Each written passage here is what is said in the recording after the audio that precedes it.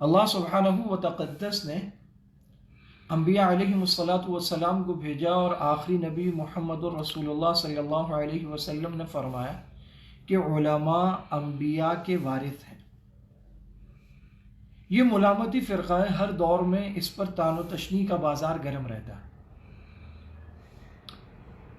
بہت سارے ایسے طبقات جن کو مذہب سے کوئی چڑ ہے، وہ یہ کہتے ہیں علماء نے اب تک یہ کرونا وائرس کی ویکسین کیوں نہیں بنائی؟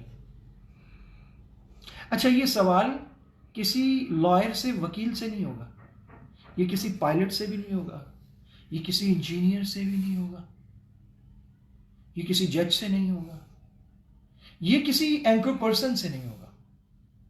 کوئی کسی اخبار میں لکھنے والے صحافی سے یہ نہیں کہے گا کہ اب تک آپ نے کرونا ویکسین کیوں ایجاد نہیں کی۔ یہ سوال ہوگا تو علماء سے ہوگا۔ علماء کرونا ویکسین کیوں ایجاد کریں گے؟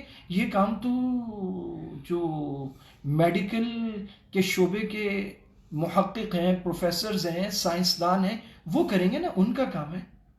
تو یونیورسٹیز کو جو اربوں کھربوں روپے کا فنڈ جاتا ہے، وہ اسی مقصد کے لیے جاتا ہے کہ وہاں ملک و ملت کے لوگ تیار ہوں، نوجوان تیار ہوں، وہ جو میڈیکل کے شعبے سے تعلق رکھتے ہیں وہ اس پر تحقیقات کریں، دنیا سے تحقیقات کا تبادلہ کریں، مطالعہ کریں، اور اس کے بعد وہ اس کی دوائی بتائیں، اس کی ویکسین ایجاد کریں، اس مرض کا علاج کریں۔ یہ ان کا کام ہے۔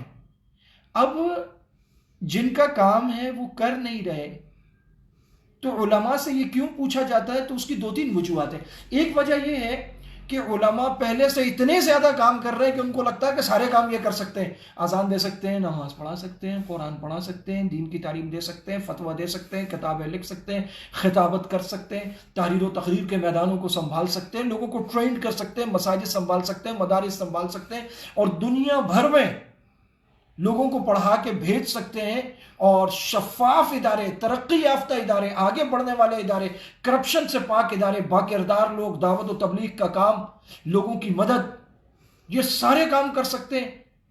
تو وہ کہتے ہیں کہ چلو پھر ویکسین بھی ان سے بنوا لیں، کیونکہ کوئی اور کام تو، اور لوگ تو کام کر نہیں رہے ہمارے ملک میں۔ دوسری وجہ یہ ہوتی ہے کہ وہ طعن و تشنیع، تفریح، شرارت کرنا کہ جی ویکسین بناؤ۔ ہاں، علماء اس کا کوئی حل کیوں نہیں بتاتے؟ تو کیوں نہیں بتا رہے؟ علماء تو بتا رہے ہیں یہ پکڑ ہے اللہ کی طرف سے، اللہ تعالیٰ کی پکڑ ہے تاکہ آپ ان کی طرف پلٹ آئیں۔ اللہ تعالیٰ فرماتے ہیں کہ ایک بستی تھی، وہاں ہر طرف سے نعمتیں آ رہی تھی، لوگوں نے اللہ کا فکفرت بانعم اللہ، جو اللہ تعالیٰ کی نعمتیں ہیں ان کی ناشکری کی، تو اللہ تعالیٰ نے لباس الجوع والخوف، ان کو خوف کا اور بھوک کا لباس پہنایا، اور یہ سب اس لیے کہ جو تمہارے کرتوت ہے اس کے سبب، اور مقصود کیا ہے کہ وہ لوگ پلٹ آئیں اللہ کی طرف۔ علماء بتا رہے ہیں کہ بھائی فحاشی اور یعنی کے اڈے بند کر دو، زنا سے وبائیں آتی ہیں، چھوڑ دو، اپنے مال کی زکوٰۃ نہ دینے سے قحط آتا ہے، زکوٰۃ دو، صدقات سے بلائیں ٹلتی ہیں، صدقات دو، فرائض کی پابندی کرو، توبہ کرو، گناہ چھوڑ دو، فحاشی اور یعنی چھوڑ دو، شراب چھوڑ دو، زنا چھوڑ دو، جوا چھوڑ دو، سود چھوڑ دو۔ اٹلی کا حال دیکھ لیں، سارے مذاہب والے مل کر زمین پر گرے ہوئے کہ آسمانوں کے مالک رحم کر دے، کرم کر دے۔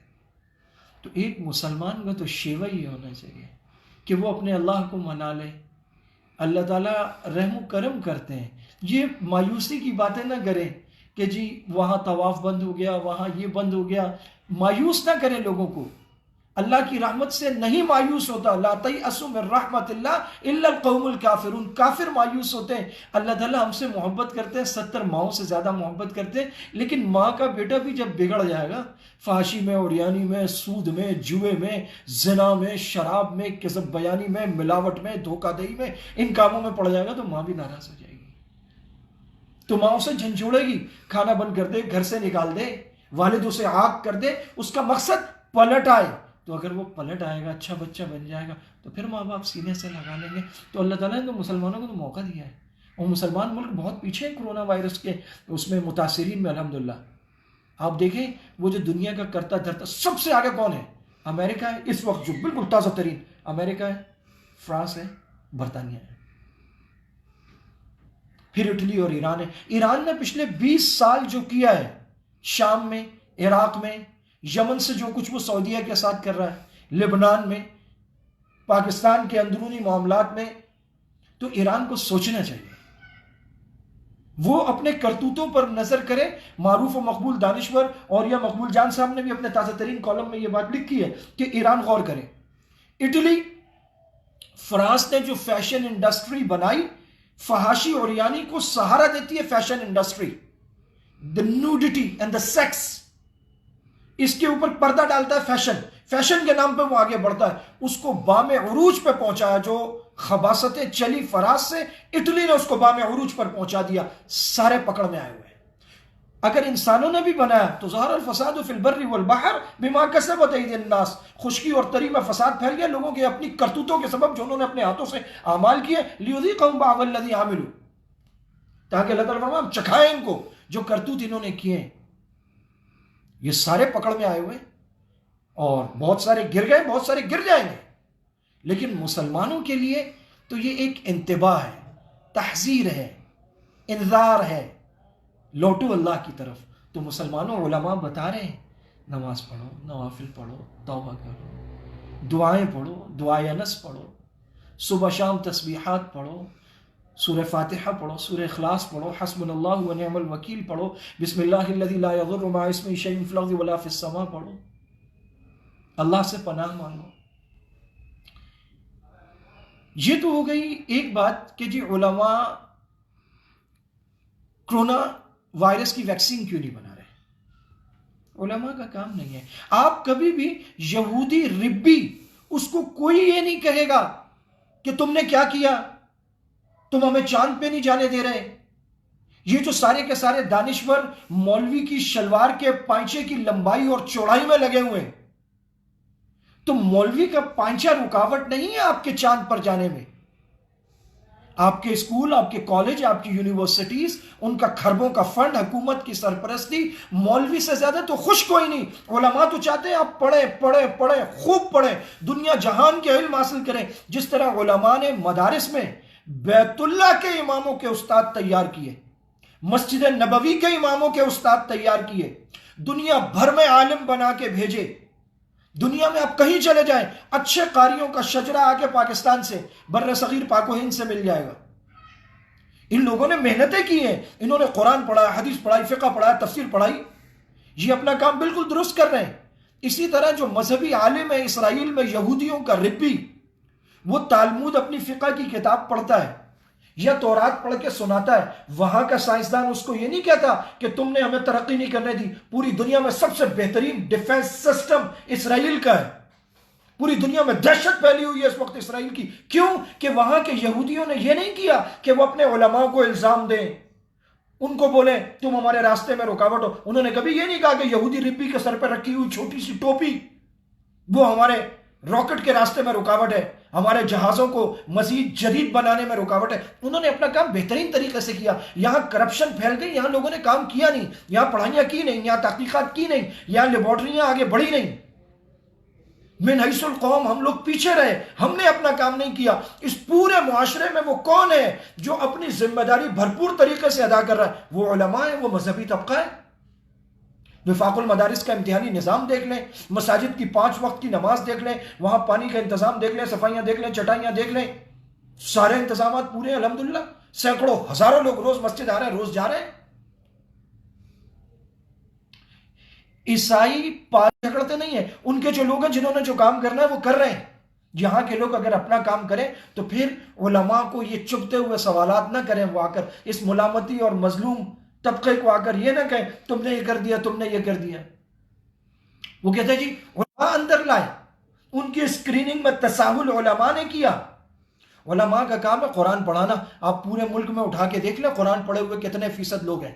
ہر آدمی کو قرآن پڑھا دیا ہے، ہر آدمی کو کلمہ پڑھا دیا ہے، ہر آدمی کو سبحانک اللہم سکھا دی ہے۔ جہاں تک جو ان کے پاس گیا وہ، جو نہیں گیا وہ بھی۔ ہاں جہاں انہوں نے گھسنے نہیں دیا علماء کو، عالم مولوی کو رکھا نہیں جس اسکول میں اعلیٰ ترین مہنگا ترین اسکولوں کے بچوں کو نہیں آئے گی، اس لیے کہ وہاں انہوں نے رکھا ہی نہیں، ان کے ماں باپ نے پڑھوایا نہیں۔ جہاں موقع ملا علماء آگے بڑھے، انہوں نے مساجد بنائے، مدارس بنائے، مکاتب بنائے، گھروں میں گئے، اسکولوں میں گئے، یونیورسٹیوں میں گئے، کالج میں گئے، تبلیغ میں گئے، ہر جگہ گئے، انہوں نے اپنا کام کیا ہے۔ تو میرے بھائیوں، یہ علماء سے سوال بنتا نہیں، یہ کام ہے جن کا۔ ہمارے ڈاکٹرز کہاں ہیں؟ ہمارے میڈیکل کے شعبے کے پروفیسرز کہاں ہیں؟ آج پاکستان میں وہ جو مشہور سائنسدان ہے پرویز ہود بھائی، وہ کتبے اٹھا کر عورت مارچ میں شریک تھا۔ جہاں کوئی دین کے خلاف بات ہوتی ہے وہ سب سے آگے کھڑا ہوتا ہے۔ اس کا کوئی مقالہ آپ نہیں دیکھیں گے جو دنیا میں شہرت حاصل کرے، اس آدمی کو نوبل پرائز لیتا ہوا آپ نہیں دیکھیں گے، اس کی کوئی تحقیق عالمی سطح کی ہو یہ آپ نہیں دیکھیں گے۔ جو اس کا کام ہے وہ نہیں کرتا۔ ہاں اس کی باتیں، اس کے کالم، اس کے انٹرویوز اٹھا لو، وہ علماء کے خلاف، مساجد کے خلاف، مدارس کے خلاف، قرآن کے خلاف، دین کے خلاف، اللہ کے خلاف، رسول کے خلاف، ختم نبوت کے خلاف، ختم نبوت کے تحفظ کی شکوں میں وہاں بولتا رہے گا وہ۔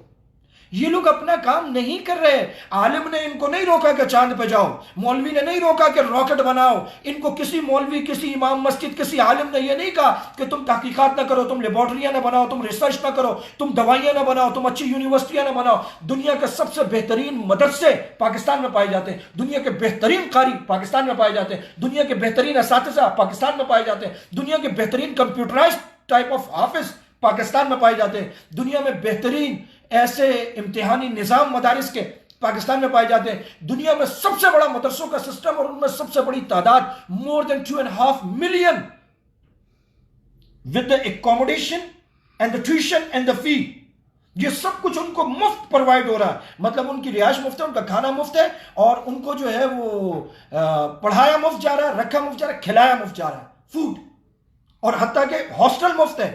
یہ پاکستان میں پایا جاتا ہے۔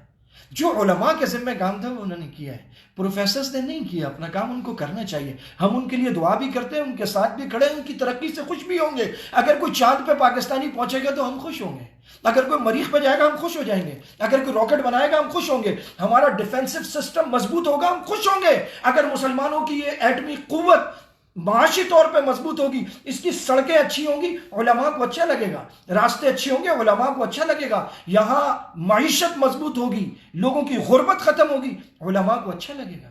علماء تو دعائیں کرتے ہیں، رو رو کے دعائیں کرتے ہیں، تہجد میں دعائیں کرتے ہیں، ہر نماز کے بعد دعائیں کرتے ہیں۔ قصور علماء کا نہیں ہے، یہ گھما کے سوال کیے جاتے ہیں، لوگ اس سوال میں آ جاتے ہیں، کہتے ہیں جی مولوی اب تک استنجے کے مسئلے بیان کر رہا ہے۔ بھائی جب تک آپ زندہ ہیں، جب تک آپ قضائے حاجت کرتے ہیں، جب تک آپ پیشاب پاخانہ کرتے ہیں، جب تک آپ پیشاب پاخانہ کرنا چھوڑ دیں، آپ چھوڑ دیں، نہیں ہوں گے مسئلے بیان۔ آپ پیشاب پاخانہ کرتے ہیں نا، اس زندگی میں ساتھ لگا ہوا ہے، تو پاکیزگی، طہارت اور صفائی، اب کرونا وائرس آیا نا تو سب کی ایسی کی تیسی ہو گئی ہے۔ مولوی تو پہلے کہتے تھے بھائی 5 ٹائم وضو کرو، ہاتھوں کو 3 دفعہ دھو، سنت ہے، 15 دفعہ ہاتھ دھلیں گے، 15 دفعہ ناک میں پانی جائے گا، 15 دفعہ پوری کلی ہوگی، غسل کرو، صفائی کرو، ٹائم سے ناخن کاٹو، پیٹ بھر کے مت کھاؤ، لباس صاف ستھرا رکھو، مسواک کرو، ہر نماز کے وقت کرو۔ یہ سب علماء بتاتے رہے نا۔ اب جب کرونا وائرس آیا تو اب سمجھ میں آیا استنجا بھی اسی طرح صفائی کے لیے ضروری ہے، کہ تو دنیا چاند پہ پہنچ گئی تو آپ بھی پہنچ جائیں۔ آپ عجیب ہیں، وہ لوگ چاند پہ پہنچ گئے، علماء نے قرآن پڑھ کے، حدیث پڑھ کے اللہ کا دروازہ پکڑ لیا۔ آپ بڑے بد نصیب ہیں، آپ نہ ان کے ساتھ چاند پہ جا سکے، نہ آپ ان کے ساتھ قرآن و حدیث پڑھ سکے، آپ کی زبان وہاں بھی پیچھے رہ گئی، ان کا مقابلہ نہ کر سکی، اور یہاں آ کے آپ کی زبان لمبی ہو گئی کہ وہ برستے ہیں آپ کسی پر بھی۔ آپ نہ وہاں کے رہے نہ یہاں کے رہے، دھوبی کا گھٹا گھر کا نہ گھاٹ کا، نہ ادھر کے رہے نہ ادھر کے رہے، نہ خدا ہی ملا نہ وصال صنم، آپ تو کہیں کے بھی نہ رہے۔ آپ نے کیا تیر مارا؟ تو میرے بھائیوں، ان لوگوں کی باتوں میں مت آؤ، ان کو برسنا ہے۔ یہ کبھی آپ کو عیسائی پادری پہ برستے ہوئے نظر نہیں آئیں گے، ان کو نہیں لگے گا کہ چرچ رکاوٹ ہے چاند پر جانے میں۔ یہ یہودی ربی پہ برستے ہوئے نظر نہیں آئیں گے، یہ ویٹیکن میں جا کے یہ نہیں کہیں گے بتاؤ تم نے کون کون سی ویکسین بنائی ہے۔